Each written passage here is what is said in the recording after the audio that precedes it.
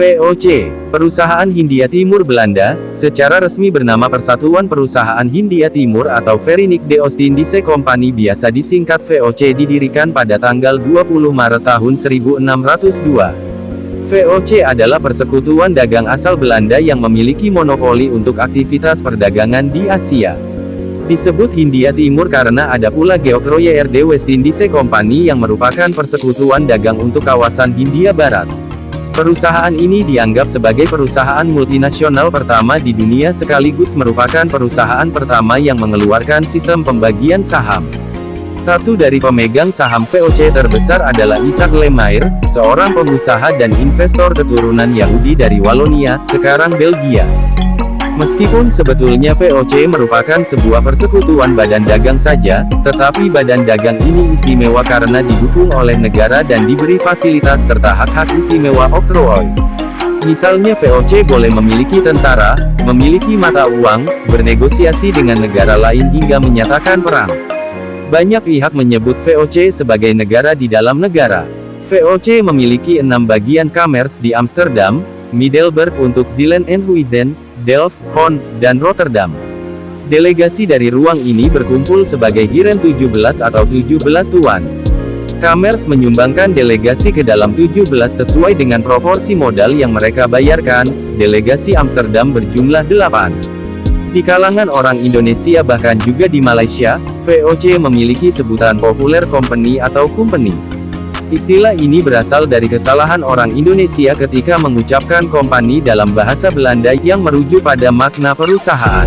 Setelah VOC bubar, istilah company kemudian mulai digunakan secara umum dalam bahasa sehari-hari untuk merujuk ke pemerintah dan tentara Belanda karena penindasannya dan pemerasan kepada rakyat Indonesia. Kelahiran VOC tidak bisa dilepaskan dari pemberontakan 17 provinsi di delta Sungai Rin atas dominasi dinasti Habsburg, Spanyol, di Eropa, yang dikenal dengan Taktik Jarige Orlok atau Perang 80 tahun, yang idenya didapat oleh pemikiran Freemason, untuk menumbangkan Perancis yang dikenal sebagai Revolusi Perancis. Akibat pemberontakan ini, Spanyol melakukan embargo atas para pemberontak yang memaksa mereka mencari jalan sendiri untuk mendapatkan rempah-rempah dan bahan perdagangan lain. Oleh karena itu VOC dipimpin oleh The Heren 17 Heren 17 atau 17 direktur yang mewakili 17 provinsi yang memberontak. Sejarah.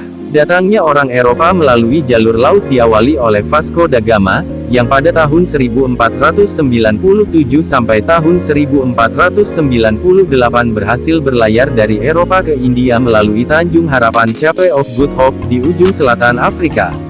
Sehingga mereka tidak perlu lagi bersaing dengan pedagang-pedagang Timur Tengah untuk memperoleh akses ke Asia Timur, yang selama ini ditempuh melalui jalur darat yang sangat berbahaya. Pada awalnya, tujuan utama bangsa-bangsa Eropa ke Asia Timur dan Tenggara termasuk ke Nusantara adalah untuk perdagangan, demikian juga dengan bangsa Belanda. Misi dagang yang kemudian dilanjutkan dengan politik permukiman atau kolonisasi dilakukan oleh Belanda dengan kerajaan-kerajaan di Jawa, Sumatera dan Maluku, sedangkan di Suriname dan Curaçao, tujuan Belanda sejak awal adalah murni kolonisasi. Selama abad ke-16, perdagangan rempah-rempah didominasi oleh Portugis dengan menggunakan Lisbon sebagai pelabuhan utama. Sebelum revolusi di negeri Belanda, kota Antwerp memegang peranan penting sebagai distributor di Eropa Utara, akan tetapi setelah tahun 1591 Portugis melakukan kerja sama dengan firma-firma dari Jerman, Spanyol, dan Italia menggunakan Hamburg sebagai pelabuhan utama sebagai tempat untuk mendistribusikan barang-barang dari Asia, memindah jalur perdagangan menjadi tidak melewati Belanda. Namun ternyata perdagangan yang dilakukan Portugis tidak efisien dan tidak mampu menyuplai permintaan yang terus meninggi, terutama lada. Suplai yang tidak lancar menyebabkan harga lada meroket pada saat itu. Selain itu unifikasi Portugal dan kerajaan Spanyol, yang sedang dalam keadaan perang dengan Belanda pada saat itu pada tahun 1580, menimbulkan kekhawatiran tersendiri bagi Belanda. Ketiga faktor tersebutlah yang mendorong Belanda memasuki perdagangan rempah-rempah interkontinental. Akhirnya Jan Huygens van Linschoten dan Cornelis de Houtman menemukan jalur rahasia pelayaran Portugis yang membawa pelayaran pertama Cornelis de Houtman ke Banten, pelabuhan utama di Jawa pada tahun 1595 sampai tahun 1597 dengan kapal dan awak mereka mengalami banyak kerusakan. Pada tahun 1596, 4 kapal ekspedisi dipimpin oleh Cornelis de Houtman berlayar menuju Indonesia, dan merupakan kontak pertama Indonesia dengan Belanda. Ekspedisi ini mencapai Banten, pelabuhan lada utama di Jawa Barat. Di sini mereka terlibat dalam perseteruan dengan orang Portugis dan penduduk lokal. Houtman berlayar lagi ke arah timur melalui pantai utara Jawa, sempat diserang oleh penduduk lokal di Sedayu berakibat pada kehilangan 12 orang awak, dan terlibat perseteruan dengan penduduk lokal di Madura menyebabkan terbunuhnya seorang pimpinan lokal. Setelah kehilangan separuh awak maka pada tahun berikutnya mereka memutuskan untuk kembali ke Belanda namun rempah-rempah yang dibawa cukup untuk menghasilkan keuntungan. Pada tanggal 31 Desember tahun 1600, Inggris memulai mendirikan perusahaan dagang di Asia bernama Perusahaan Hindia Timur Britania dan berpusat di Kalkuta. Kemudian Belanda menyusul tahun 1602 dan Prancis pun tak mau ketinggalan dengan mendirikan Perusahaan Hindia Timur Prancis tahun 1604. Pada tanggal 20 Maret tahun 1602, para pedagang Belanda mendirikan Verenigde Oostindische Compagnie. Di masa itu, terjadi persaingan sengit di antara negara-negara Eropa, yaitu Portugis, Spanyol, Inggris, Prancis, dan Belanda, untuk memperebutkan hegemoni perdagangan di Asia Timur. Untuk menghadapi masalah ini, Staten Generaal di Belanda, VOC diberi wewenang memiliki tentara yang harus mereka biayai sendiri. Selain itu, VOC juga mempunyai hak, atas nama pemerintah Belanda yang waktu itu masih berbentuk republik, untuk membuat perjanjian kenegaraan dan menyatakan perang terhadap suatu negara. Wewenang ini yang mengakibatkan, bahwa suatu perkumpulan dagang seperti VOC, dapat bertindak seperti layaknya satu negara. Perusahaan ini mendirikan markasnya di Batavia, sekarang Jakarta, di Pulau Jawa. Pos kolonial lainnya juga didirikan di tempat lainnya di Hindia Timur yang kemudian menjadi Indonesia, seperti di Kepulauan Rempah-Rempah, Maluku, yang termasuk Kepulauan Banda di mana VOC menjalankan monopoli atas pala dan fuli. Metode yang digunakan untuk mempertahankan monopoli termasuk kekerasan terhadap populasi lokal, dan juga pemerasan dan pembunuhan massal. Pos perdagangan yang lebih tenteram terletak di Desima, pulau buatan di lepas pantai Nagasaki. Daerah ini adalah tempat satu-satunya di mana orang Eropa dapat berdagang dengan Jepang. Hak oktroi adalah keistimewaan yang dimiliki VOC untuk menjalankan perdagangan di kawasan Hindia. Isi hak oktroi memuat tujuan didirikannya VOC. Preambule oktroi berbunyi, VOC dibentuk untuk menyediakan arah dan memberikan navigasi bagi perdagangan di Hindia Timur.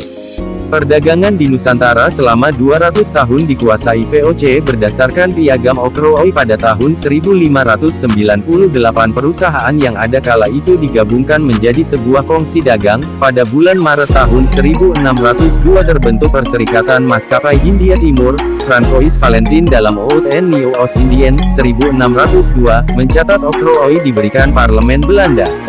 Oktroi, piagam pendirian Verenigde Oostindische Compagnie (VOC), yang memuat hak-hak istimewa VOC di Nusantara. Pada tahun 1603, VOC memperoleh izin di Banten untuk mendirikan kantor perwakilan dan pada tahun 1610, Peter Boh diangkat menjadi Gubernur Jenderal VOC pertama tahun 1610 sampai tahun 1614 tetapi memilih Jayakarta sebagai pusat administrasi VOC.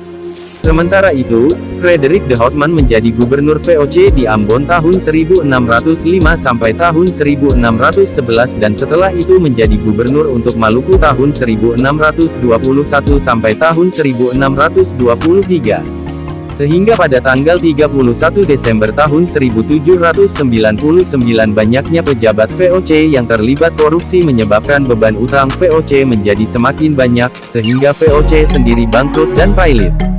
VOC dinyatakan bubar oleh Gubernur Jenderal VOC Van Overstraten, semua utang piutang dan segala milik VOC diambil alih oleh pemerintah Belanda. Hak istimewa. Hak-hak istimewa yang tercantum dalam Oktrooi Piagam atau Charter tanggal 20 Maret tahun 1602 meliputi hak monopoli untuk berdagang dan berlayar di wilayah sebelah timur Tanjung Harapan dan sebelah barat Selat Magelhaens serta menguasai perdagangan untuk kepentingan sendiri.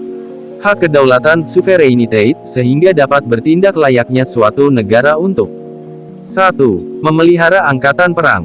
2. Memaklumkan perang dan mengadakan perdamaian. 3. Merebut dan menduduki daerah-daerah asing di luar negeri Belanda. 4. Memerintah daerah-daerah tersebut. 5. Menetapkan, mengeluarkan mata uang sendiri. 6. Memungut pajak. Dampak monopoli dagang VOC. Monopoli dagang VOC mempunyai akibat yang signifikan, paling utama dalam perihal ekonomi serta sosial. Berikut dampak monopoli dagang VOC. 1. Penyusutan kesejahteraan petani. 2. Penghisapan sumber energi alam. 3. Kesenjangan ekonomi serta sosial. 4. Penyusutan kedaulatan lokal. 5. Pembelajaran terbatas. Pada tahun 1652, Jan van Riebeeck mendirikan pos di Tanjung Harapan sekarang Afrika Selatan untuk menyediakan kapal VOC untuk perjalanan mereka ke Asia Timur.